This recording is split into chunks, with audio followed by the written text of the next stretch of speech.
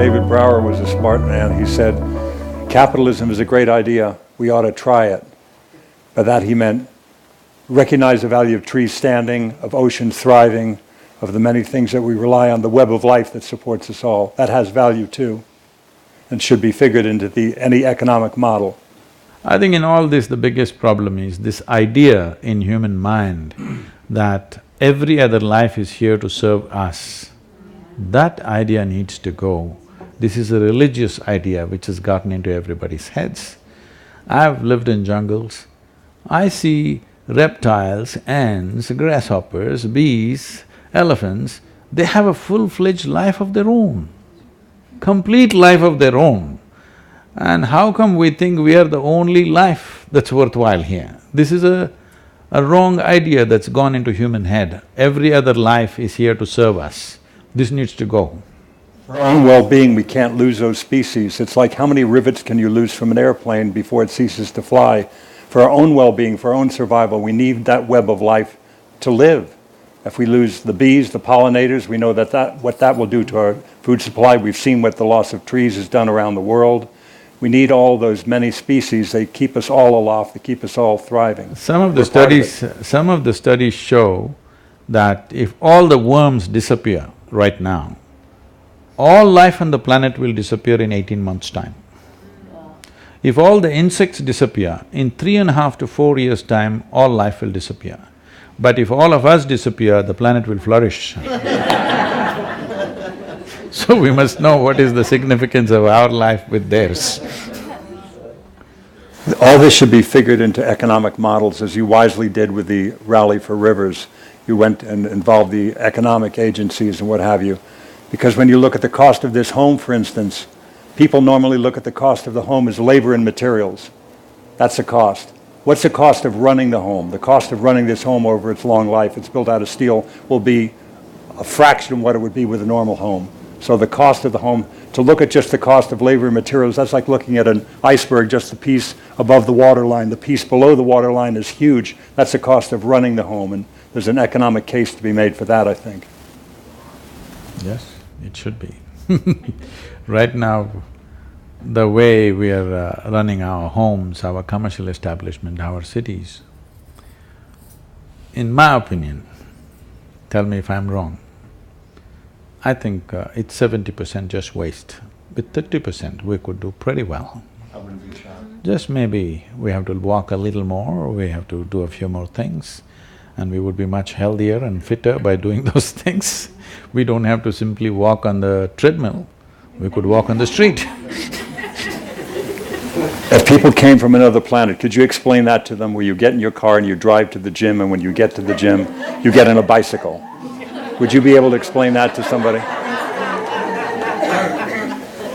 It's nothing if not amusing. What vision can you see for what could happen on this continent that is somehow similar to what happened with the Rally for Rivers? Is there a vision that you have for what could happen here? See, in comparison, if you want to see between India and North America, because you said a continent, right? Not the country, okay. The population and land ratio is extremely good here. So here, I think right now the most important thing that America should do is, I was today morning also speaking to someone about this. See, for whatever reasons, America has kind of found a leadership position in the world, not just as political and military power. See, today if you go to most parts of the world, at least in the urban world, everywhere, in India, in China, in any part of Asia or Africa, if you look at people, you stand on a main street and look at people below their knees, they're all wearing blue denims, 50% of the people at least. So if America wears blue-colored clothes, everybody is wearing blue-colored clothes.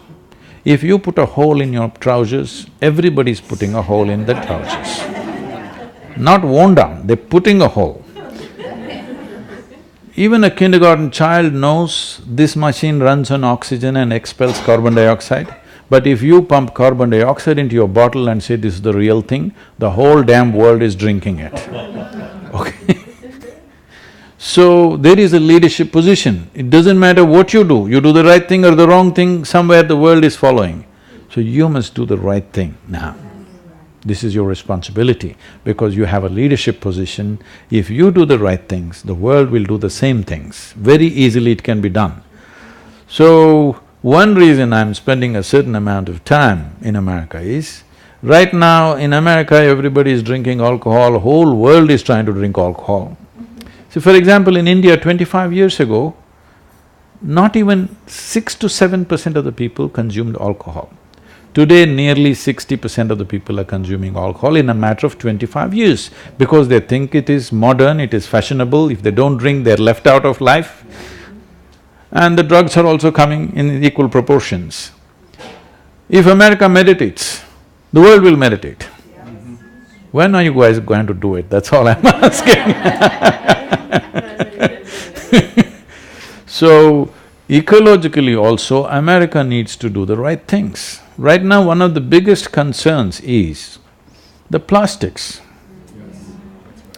See, people are thinking plastic is some kind of an evil. No, plastic is a fantastic material. It's one of the best things we have produced in all these years of whatever we have done because you can reuse this 1,000 times if you wish. Only problem is right now, plastics are of different grades, all kinds of things, everybody is doing their own thing and you cannot recycle them together. If you recycle them together, it becomes downgraded and it just goes waste and then you don't know what to do with it. If you fix a certain grade of plastic as a compulsory usage, nobody in America can use any other plastic than properly recyclable plastic. Whether you take a Coke bottle or you take a vegetable crate or you take some other package, everything is same grade plastic. If you do it by law, it's going to cost you a little bit. But if you do that, then everything can be recycled effortlessly. It is the sorting out which is the biggest problem, do you understand? You cannot sort it. It's too complex, everybody throws everything, how to sort it? A simple thing I'm telling you, one of the biggest challenges for recycling the PET bottles, in the world we are using nearly 500 billion PET bottles are produced. This is nearly 1 million PET bottles per minute we're producing, okay? The PET means what you're using now for water, Coca-Cola, everything is in that… Polyethylene terephthalate. Huh? Polyethylene Yeah, terephthalate. yes. So now, if everything is one single grade, very easily we'll recycle. This bottle recycling in India is nearly 100%. 65% in organized sector, 15% in unorganized sector, 10% of the bottles are simply being reused in homes. Very little is lost because we have manpower to pick it. But now one of the biggest challenges is the paper label that's on it, they're not willing to change that. You just have to print your Coca-Cola directly on the thing. You cannot separate the paper and the plastic. This is not allowing us to recycle. Do you understand? In India, they hire people, women and children sitting there and ripping off the papers. With that paper you cannot recycle. If the paper goes into the recycle, the plastic gets downgraded. So like this, there are very simple problems.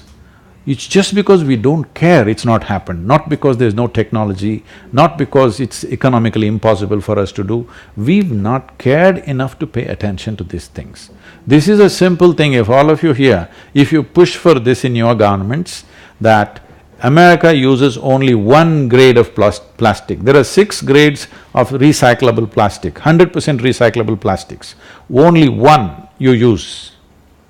Believe me, if this becomes the law everywhere in the world, one big problem is gone. Right now they're saying by 2050, the amount of plastic in the oceans in weight will be equal to the amount of fish in the ocean. Can you beat that? What's wrong with us? It's not a simple problem.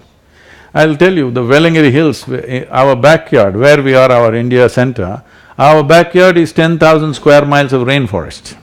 There are elephants, tigers and all kinds of wildlife. There is one pilgrim place where people climb up and go down. This is only once a year, 2 months, lots of pilgrims, nearly 1 million pilgrims go. So they were just throwing plastic all over the place. Some elephants died, lot of deer died. Then we decided, we will stop all the pilgrims at the base of the mountain and give them a cloth bag, take away all their plastic bags and give a cloth bag. A few businesses came and supported us with, whatever they printed their complimentary bags and they gave.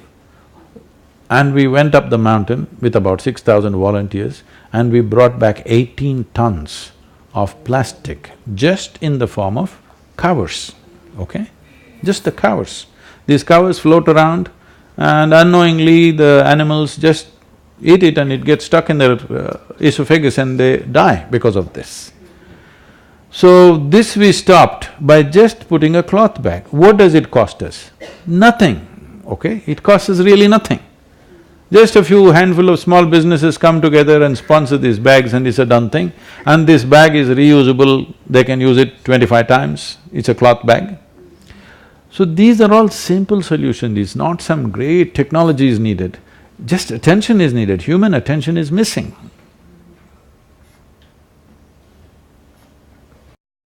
What would you say is the best way that we can approach transforming our agricultural system?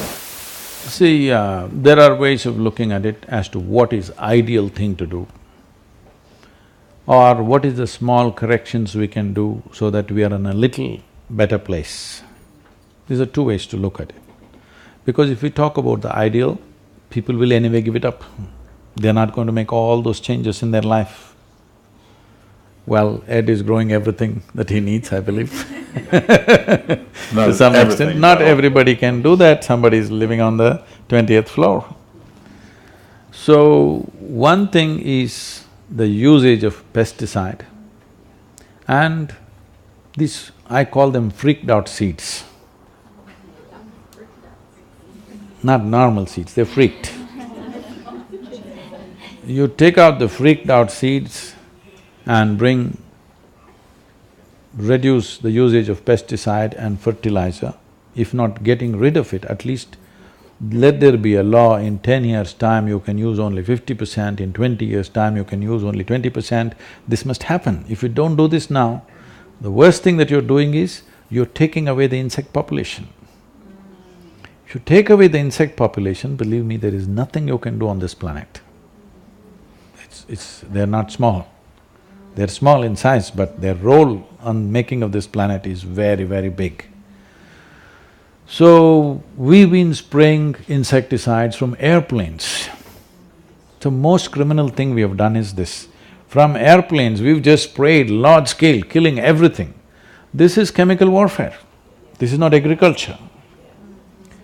All this comes from that fundamental idea which I mentioned earlier, that we think we are the only life, everything else is subservient to us. We can just mass murder everything and somehow have a con for ourselves. It's very conny.